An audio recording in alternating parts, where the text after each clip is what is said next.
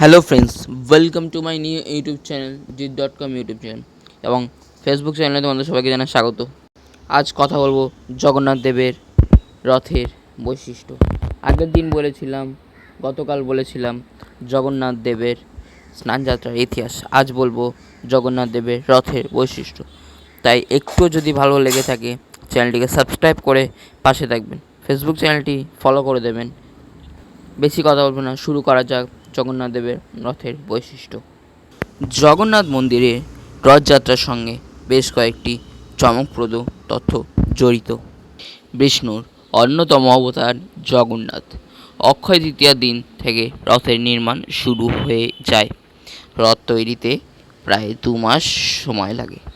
প্রতি বছর বসন্ত পঞ্চমীর দিনে 10 পাল্লার জঙ্গল থেকে কাঠ একত্রিত করা শুরু হয়। 200-র বেশি সেবায়ত মিলে বলরাম, সুভদ্রা ও জগন্নাথের জন্য 3টি পৃথক রথ নির্মাণ করেন।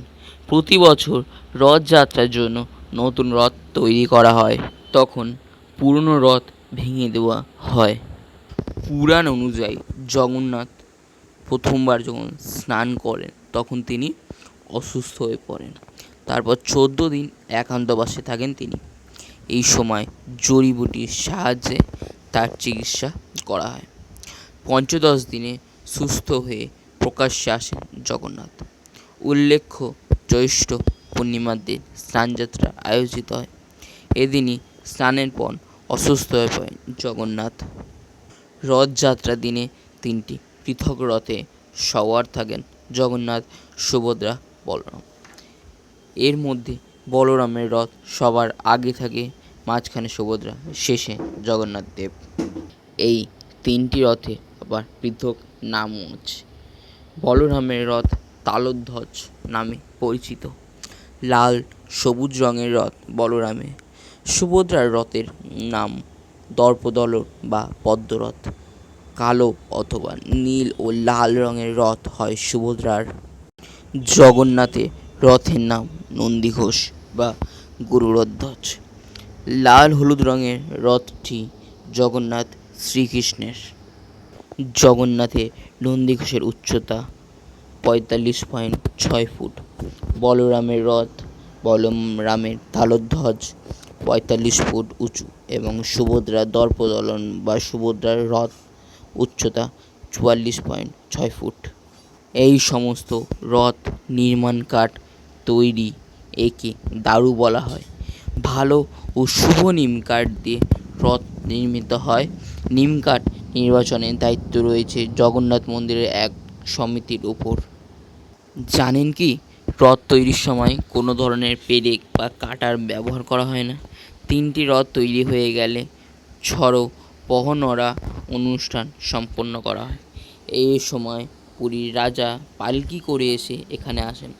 নিয়ম মেনে 3টি রথে পুজো করার পর সোনার ঝাঁটা দিয়ে মণ্ডপ ও পথ পরিষ্কার করেন রাজা। জগন্নাথ মন্দির থেকে রথযাত্রা শুরু হয়।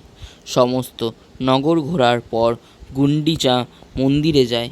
এখানে জগন্নাথ, বলভদ্র ও সুভদ্রা 7 দিনের জন্য বিশ্রাম করেন। গুন্ডিচা মন্দিরে জগন্নাথের দর্শন আরব দর্শন নামে পরিচিত। গুন্ডিচা মন্দির আবার গুন্ডিচা বাড়ি নামেও পরিচিত। এটি জগন্নাথের মাসির বাড়ি হিসেবে পরিচিত। পুরাণ মতে এখানে দেবশিল্পী বিশ্বকর্মা জগন্নাথ, বলভদ্র, সুভদ্রার প্রতিমা নির্মাণ করেন।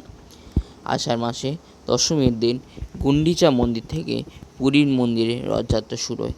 এটি উল্টো রথ নামে পরিচিত। আজকে জানলাম জগন্নাথ দেবের রথের বৈশিষ্ট্য এবং রথযাত্রার কিছুটা কাহিনী। যদি আপনাদের একটুও ভালো লেগে থাকে ভিডিওটা, জগন্নাথ দেবের নামে একটা লাইক, কমেন্ট ও সাবস্ক্রাইব করতে ভুলবেন না। চ্যানেলটিকে ফলো করে রাখুন এবং কমেন্টে সবাই জয় জগন্নাথ লিখতে ভুলবেন না। চলুন আজ আসি, দেখা হবে আবার অন্য কোনো ভিডিওতে তোমাদের সাথে। বাই, জয় জগন্নাথ।